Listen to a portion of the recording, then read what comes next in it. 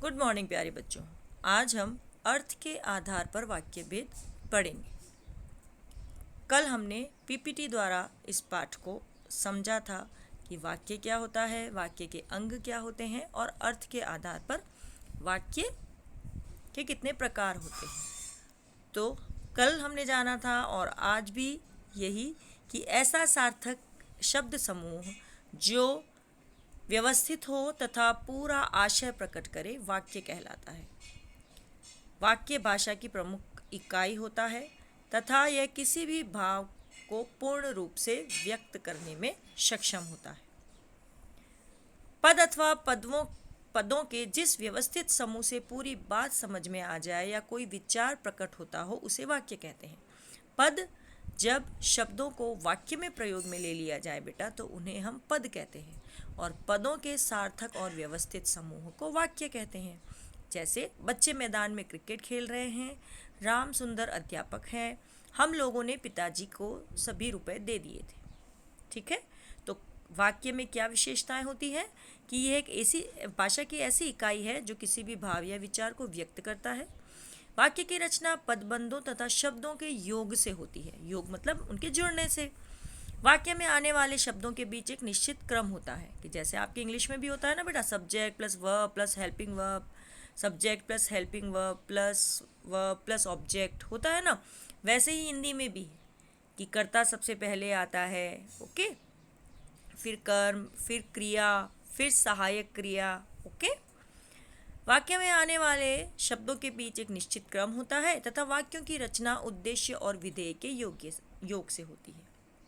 ठीक है, अब हिंदी भाषा में पद क्रम का बहुत महत्व होता है ना, कि पदों का क्रम हमेशा सही होना चाहिए। यदि पद क्रम उल्टा सीधा है तो वाक्य अपना अर्थ देने में सक्षम नहीं होता है। जैसे मुझे बस का एक टिकट मिलेगा, मतलब हमें बस में यात्रा करनी है और हम एक टिकट मांग रहे हैं। यहीं हमने पद को थोड़ा सा चेंज कर दिया, मुझे एक बस का टिकट मिलेगा, मतलब बहुत सारी बस है और एक बस का टिकट आपको मिलेगा। ठीक है, तो जिन वाक्यों में एक से अधिक कर्म हो वहाँ मुख्य कर्म बाद में आता है और गौण कर्म पहले आता है। सीता ने गीता को कार बेच दी, ओके। संबोधन तथा विस्मय सूचक शब्द वाक्य के प्रारंभ में प्रयुक्त होते हैं, जैसे सुनो राम या हे राम या वाह कितना सुंदर फूल है, ओके। तो ये कुछ बातें हैं बेटा जिन्हें हमें वाक्य निर्माण में ध्यान में रखनी होती है, ओके। अब है वाक्य के अंग। तो वाक्य के दो प्रमुख अंग होते हैं, उद्देश्य और विधेय, ओके। तो वाक्य में जिसके बारे में कुछ कहा जाए उसे वाक्य का उद्देश्य कहते हैं। राम ने खाना खाया, इस वाक्य में वाक्य का उद्देश्य क्या है बेटा? राम, ठीक है। तथा उद्देश्य के बारे में जो कुछ कहा जाए उसे वाक्य का विधेय कहा जाता है। ठीक है, उद्देश्य मुख्य पद कर्ता और कर्ता को विस्तार देने वाले घटक, जैसे मैंने आपको पहले भी समझाया था, राम ने खाना खाया, सुंदर राम ने खाना खाया, लाल शर्ट पहने हुए सुंदर राम ने, ओके, या हमारी कक्षा में पढ़ने वाले राम ने खाना खाया। तो आपका उद्देश्य कहाँ तक है? हमारी कक्षा में पढ़ने वाले राम ने, ओके ना। तो उद्देश्य के साथ विशेषण शब्दों का, क्योंकि उद्देश्य बेटा संज्ञा शब्द होगा, है ना, कोई कर्ता संज्ञा नाम होगा तो उसमें विशेषण शब्द जुड़ेंगे। तो उद्देश्य में विशेषण शब्द लगाकर यदि उसका विस्तार किया जाए तो उसे उद्देश्य का विस्तार कहते हैं। ऐसे ही विधेय जिसमें कर्म और क्रिया होते हैं तो उसमें विशेषण भी हो सकते हैं और क्रिया विशेषण भी हो सकते हैं। जैसे राम ने आम खाया, तो यहाँ आम कर्म है, खाया क्रिया है, तो हम इसे राम ने उद्देश्य हो गया। मीठा आम धीरे धीरे खाया, तो हमने मीठा आम भी किया, धीरे धीरे भी किया, तो ये सब विधेय का विस्तार है कि उद्देश्य के साथ विशेषण शब्द लगे, उद्देश्य का विस्तार है। और विधेय में चाहे विशेषण, क्रिया विशेषण या अन्य किन्हीं शब्दों का प्रयोग किया जाए तो वो उसे विधेय का विस्तार कहते हैं। ठीक है, अब वाक्य, एक सरल वाक्य जो होता है बेटा उसमें एक उद्देश्य और एक विधेय होना चाहिए। लेकिन यदि वाक्य में सारे अंग विद्यमान नहीं हो, ओके, तो उसे अल्पांग कहेंगे। यदि दोनों हो अगर उसके अंग तो पूर्णांग है, और नहीं है तो अल्पांग है। जैसे हम लोग कल से परिश्रम कर रहे हैं, हम लोग उद्देश्य और परिश्रम कर रहे हैं विधेय, तो ये पूर्णांग है। ठीक है, जैसे नमस्कार, अब हम किससे नमस्ते कर रहे हैं, ओके, और पधारिए, किसको पधारना है, ये अल्पांग है बेटा, कि इसमें वाक्य पूरा नहीं। ओके, अब है हमारा मुख्य बिंदु, अर्थ के आधार पर वाक्य के भेद। ओके, तो अर्थ के आधार पर वाक्य के 8 भेद होते हैं बेटा।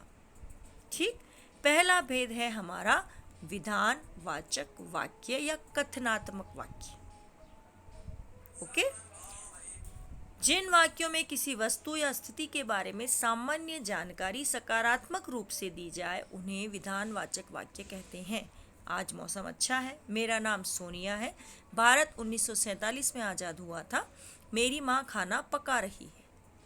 ओके, ये सकारात्मक वाक्य हैं और साधारण सी जानकारी इसमें दी गई है, तो ये विधानवाचक वाक्य है। दूसरा है हमारा निषेधात्मक वाक्य या नकारात्मक वाक्य, जिसमें किसी कार्य के निषेध का बोध होता हो। सामान्यतः सकारात्मक वाक्यों में नहीं या न या मत लगाने से निषेधात्मक वाक्य बनते हैं।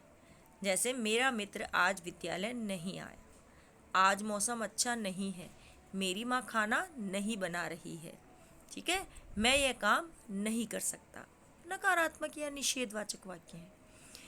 तीसरा है बेटा हमारा आज्ञार्थक वाक्य या विधिवाचक वाक्य। इस वाक्य द्वारा किसी भी व्यक्ति को आदेश या निर्देश दिया जाता है। जैसे बड़े जो छोटों को आज्ञा या निर्देश देते हैं वो आज्ञार्थक वाक्य में आते हैं।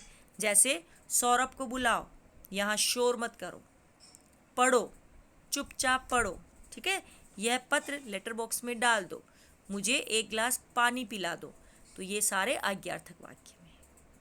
चौथा हमारा है बेटा विस्मयादिबोधक या मनोवेगात्मक वाक्य, कि मन के भावों को जिन वाक्यों में बताया जाता है वो मनोवेगात्मक वाक्य या विस्मयादिबोधक वाक्य है।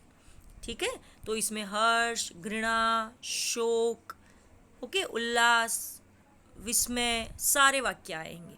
जैसे आहा कितना सुंदर मौसम है, वाह हम मैच जीत गए, छी छी यहाँ कितनी गंदगी है। ओके, तो ये थे हमारे 4 प्रकार के वाक्य बेटा आज, विधानवाचक, निषेधवाचक, आज्ञार्थक और विस्मयादिबोधक। आज आपको इन्हीं चारों प्रकारों की परिभाषाओं को और इनके 2-2 उदाहरणों को अपनी हिंदी की कॉपी में लिखना है। बाकी के अन्य 4 भाग हम हमारी अगली कक्षा में पढ़ेंगे। ओके बेटा, बाय।